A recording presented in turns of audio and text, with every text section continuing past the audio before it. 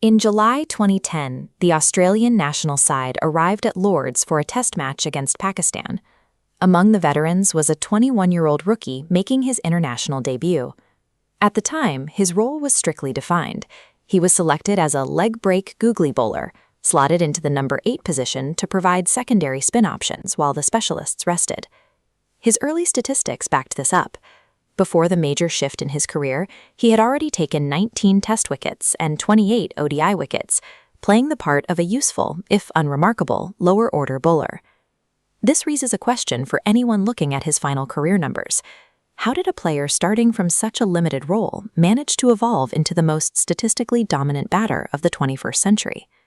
This change was a multi-year project.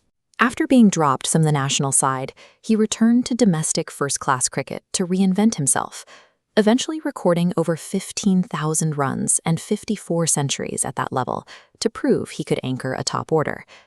To succeed, he developed a method that ignored traditional coaching.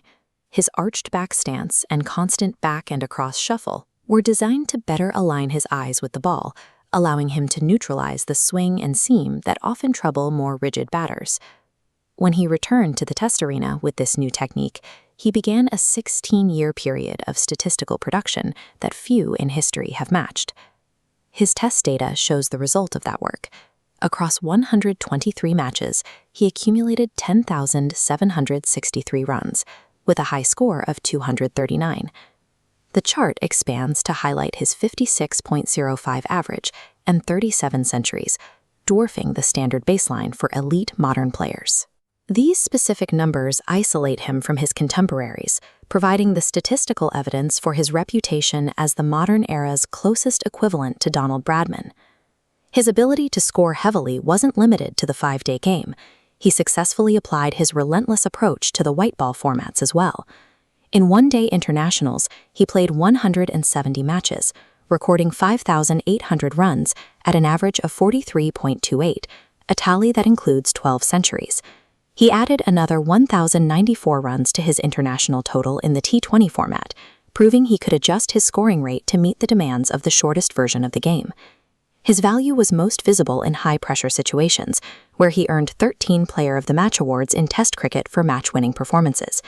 He also achieved one of the most difficult milestones in the sport, scoring a century in both the first and second innings of a single Test match, a feat requiring extreme mental and physical stamina.